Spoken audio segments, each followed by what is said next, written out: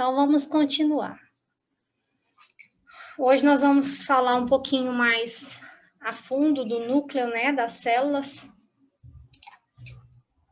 E o núcleo, ela é essa estrutura presente nas células eucarióticas ou eucariontes, as células procariontes, como nós já dissemos nas outras aulas, elas não têm núcleo, ela tem o seu material genético apenas espalhado no seu citoplasma.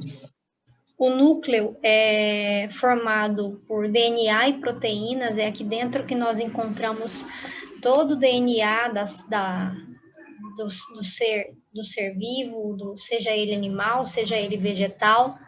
Aqui dentro que nós encontramos os cromossomos, encontramos as estruturas que são responsáveis pela síntese de RNA e DNA.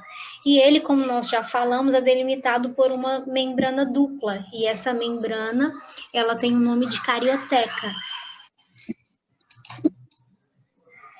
A primeira pessoa que descobriu o núcleo celular foi um escocês, Robert Brown, em 1833. Naquele primeiro slide que naquela nossa primeira aula, deixa eu só admitir mais umas pessoas aqui, que tem gente esperando.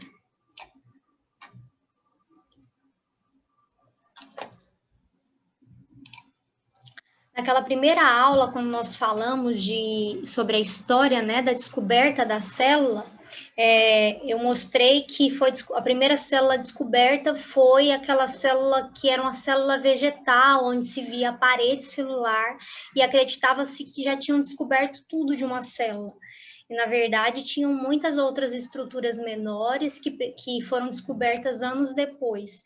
E uma dessas pessoas que descobriram essas estruturas foi Robert Brown, em 83. Ele foi o primeiro a descrever na literatura que visualizou o núcleo de uma célula. O núcleo, ele coordena e controla todas as... Microfone ligado aí, gente. Microfone. Obrigada.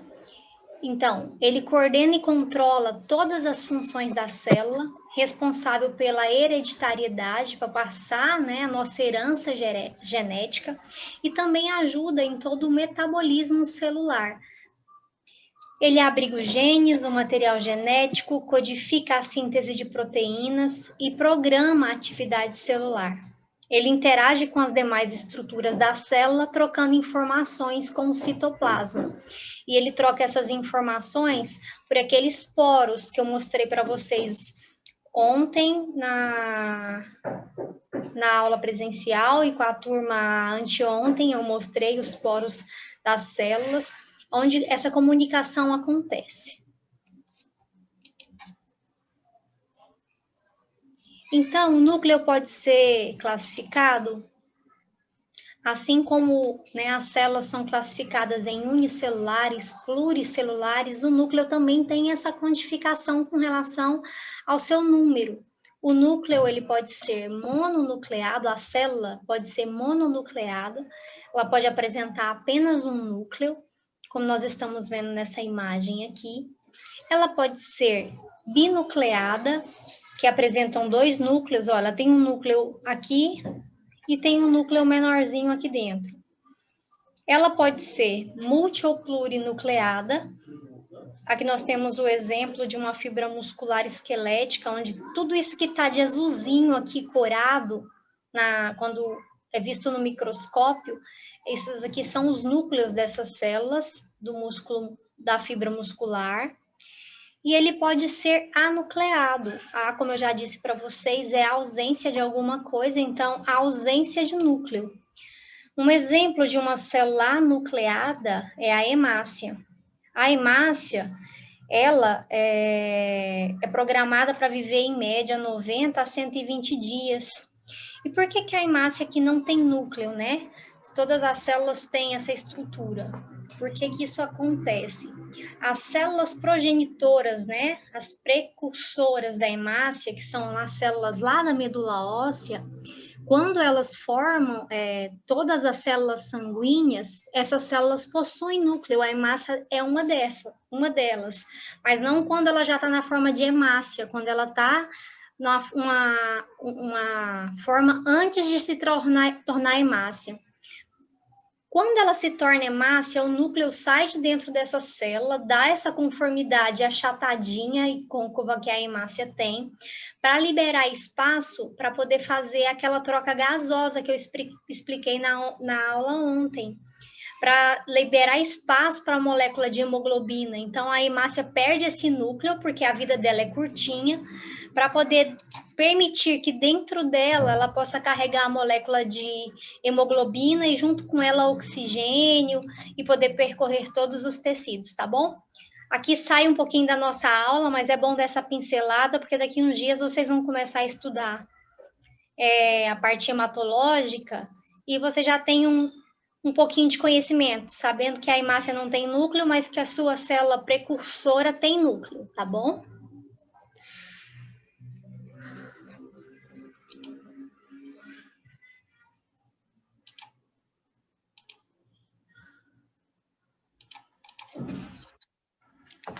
Então, como nós já dissemos, né, os componentes do núcleo são a carioteca, que é todo esse envoltório aqui em volta do núcleo, o nucleolo, que é essa parte aqui do meio, a cromatina, que é esse emaranhado aqui, o nucleoplasma, que é tudo o que está em volta aqui do núcleo. Dentro do núcleo é como se fosse um citoplasma dentro do próprio núcleo, é chamado de nucleoplasma. O núcleo ainda, ele é dividido em algumas fases. Ele tem uma fase interfásica, um núcleo pode ser interfásico, ou ele tem um núcleo mitótico. Como que é essa divisão do núcleo? O núcleo ele é considerado interfásico no intervalo entre uma divisão de uma célula e outra. No momento em que ele não está sendo dividido, né, não está acontecendo a sua duplicação, ele é conhecido como núcleo interfásico. Nesse momento, nós conseguimos ver a presença da carioteca, que é esse envoltório, o nucleoplasma, que é essa solução aquosa, o nucleolo, que é esse corpúsculo que fica o DNA, e a cromatina, que é aqueles fios, né, de cromossomos lá dentro.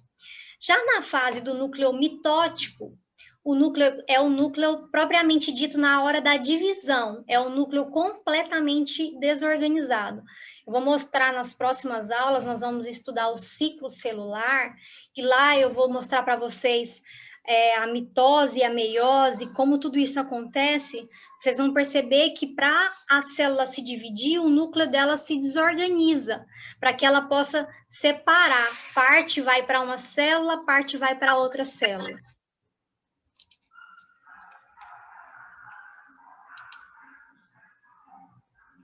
Então, vamos falar um pouquinho de cada estrutura do núcleo. A carioteca, que é a membrana que envolve o núcleo, ela é formada a partir do retículo endoplasmático, com a função de conter, né? Ela protege todo o nosso material genético. Não é desorganizado lá como as células procariontes, que o material genético dela está jogado lá no seu citoplasma e tá tudo certo. Não, aqui na célula eucarionte não, o núcleo está envolto, ele precisa ser protegido, né? Precisa ser preservado para que não haja danos ao seu DNA, para que não haja danos na sua linhagem, para que as próximas células, as células filhas, estejam preservadas e conservadas. Essa carioteca, ela é formada por uma dupla camada lipoproteica que isola o núcleo do conteúdo citoplasmático. Então, o núcleo está aqui, o citoplasma o citoplasma celular está em volta do núcleo.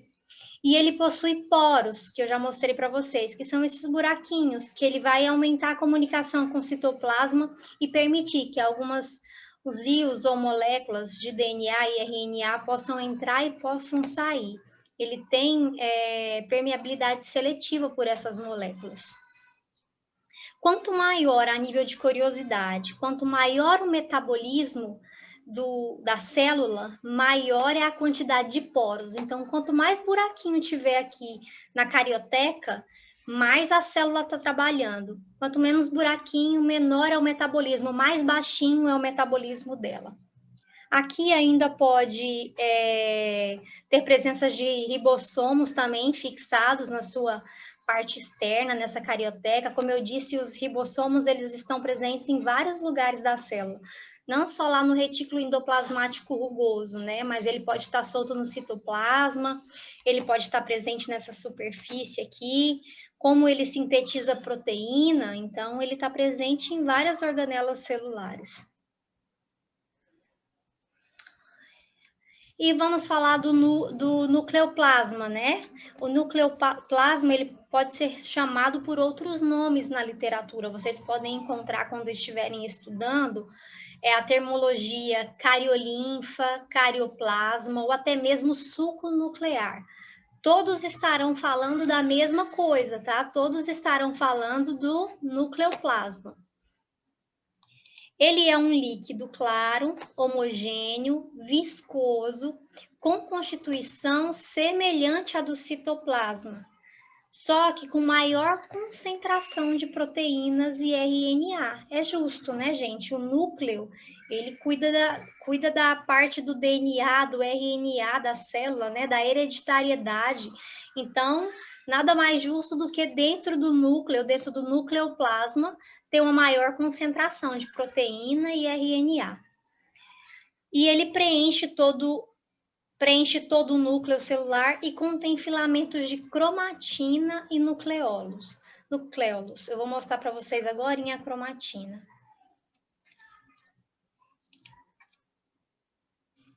O nucleolo é essa parte pretinha aqui, né, numa microscopia eletrônica, visualizado por uma microscopia eletrônica.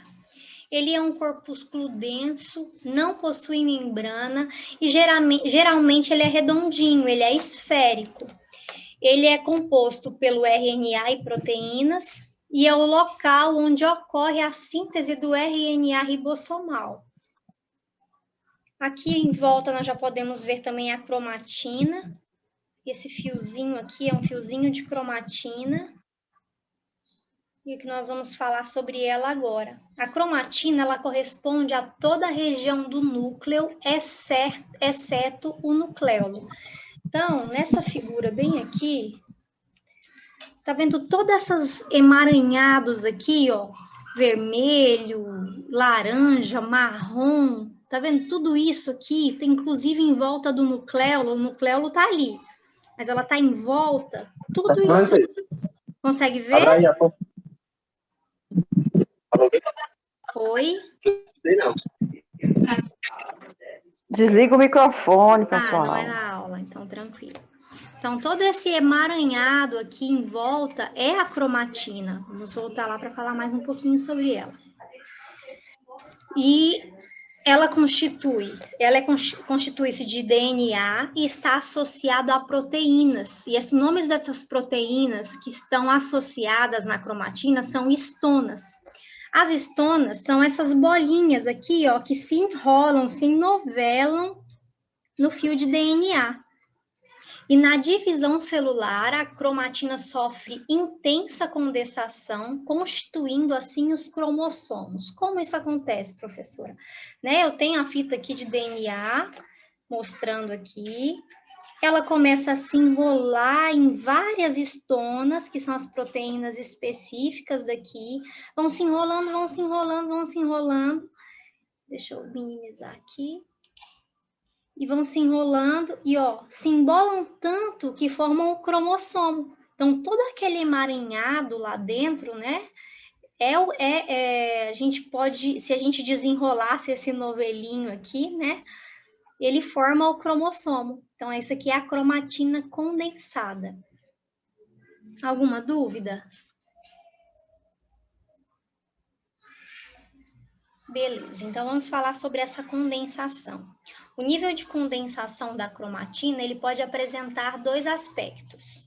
Ele pode ser eucromatina ou heterocromatina.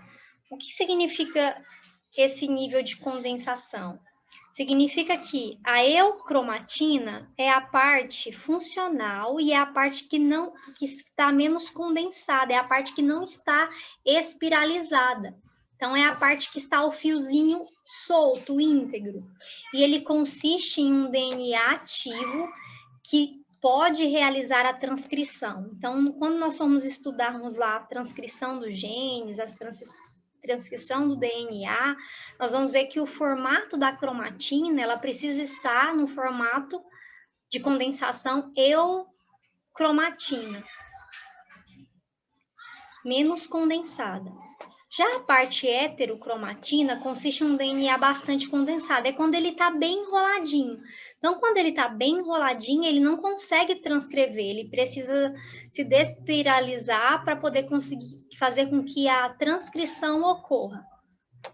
E aqui, quando ele está bem espiralizado, é o que nós temos dentro das nossas células, que são os cromossomos, só esperando a hora de duplicar e passar suas informações genéticas para suas células filhas.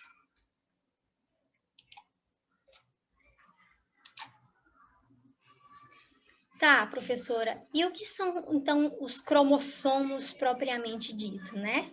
Os cromossomos são esses filamentos de cromatina bem emboladinhos, espiralados, e durante a divisão celular, a cromatina vai sofrer intensa condensação, encurtando e ficando mais espessa, formando assim toda a estrutura do cromossomo.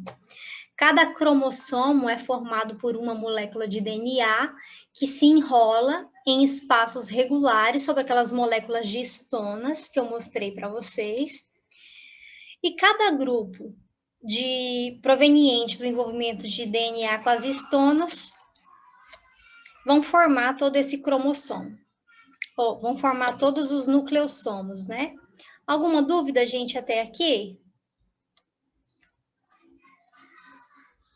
Então, vamos seguir. Já que nós entendemos que o cromossomo é essa parte da cromatina condensada, vamos embora começar a estudar agora a estrutura do cromossomo, né? O cromossomo condensado apresenta um estrangulamento. Um estrangulamento é uma constrição. Esse estrangulamento que consegue dividir o cromossomo, aqui está a figurinha do cromossomo, ele é dividido, né, na parte superior aqui, e nessa parte de baixo. Bem aqui ocorre um estrangulamento. Quando ele se divide, ele forma duas partes que são conhecidas como braços. Então, aqui eu tenho os braços do Aqui eu tenho os braços do cromossomo e aqui eu também tenho braços do cromossomo. Nesse estrangulamento está localizado o centrômero. O centrômero é um discozinho que fica inserido bem aqui, que na hora da divisão celular, que nós vamos estudar na próxima semana, ocorre que microtúbulos se fixam aqui nesse centrômero e eles dividem, eles segregam as cromatídeos para poder fazer a divisão celular. Então, esse centrômero aqui, a função dele é justamente essa. É servir como um ponto de apoio, né, no local de inserção dos microtúbulos para poder fazer a sua mitose. O cromossomo também tem as cromátides. As cromátides são os braços curtos ou longos do cromossomo, é o nome certo dos braços.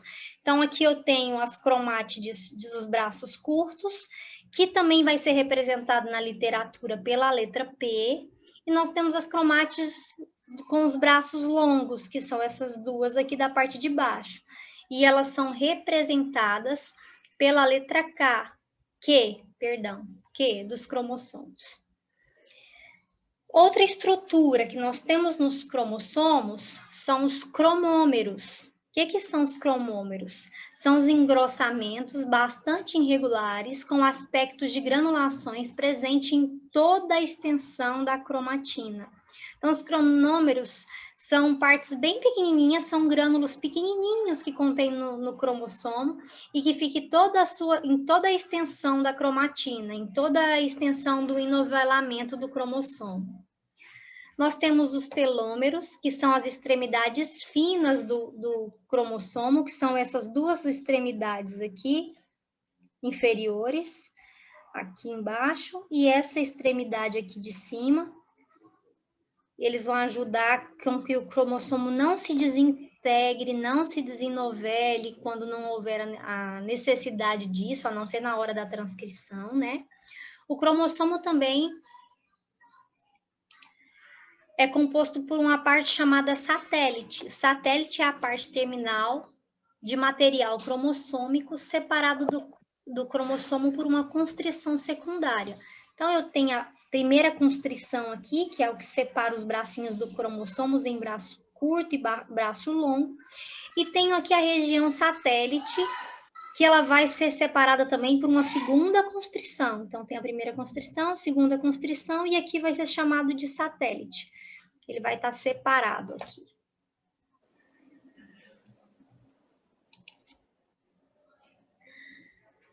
Nós ainda podemos classificar os cromossomos de acordo com a sua forma de localização do centrômero. Lembrando que o centrômero é onde ocorre o estrangulamento primário. É onde ocorre a junçãozinha lá das cromátides. Então, os cromossomos eles podem ser divididos em metacêntrico, que é esse primeiro cromossomo aqui, onde o centrômero fica na posição mediana. E os dois cromossomos, eles possuem o mesmo tamanho. Tem o mesmo tamanho aqui a parte B, tem o mesmo tamanho dessa parte B. O cromossomo também pode ser classificado como submetacêntrico, que é esse segundo aqui. O centrômero é um pouquinho deslocado da região mediana e os braços ficam em tamanhos desiguais. Ele tá vendo? O meio seria aqui, ele tá um pouquinho mais para cima. E aí esse braço fica um pouco mais curto e esses braços um pouquinho mais longos. Então, esse tipo de cromossomo aqui é chamado de submetacêntrico. Outro tipo de cromossomo é o acrocêntrico, que é essa terceira figura. Só um pouquinho. Que é essa terceira figura aqui. Gente, só um pouquinho que o zoom aqui abriu. Aí pronto, voltou. Que o centrômero é mais próximo de um dos extremos, tanto faz ser na parte de cima como na parte de baixo, mas ele é mais próximo de um dos extremos do cromossomo. E um braço fica maior e o outro fica bem curtinho. E o terceiro tipo de cromossomo que nós temos é o telocêntrico, onde o centrômero vai lá para a pontinha, lá para a extremidade, e o cromossomo apresenta um aspecto como se tivesse um único braço.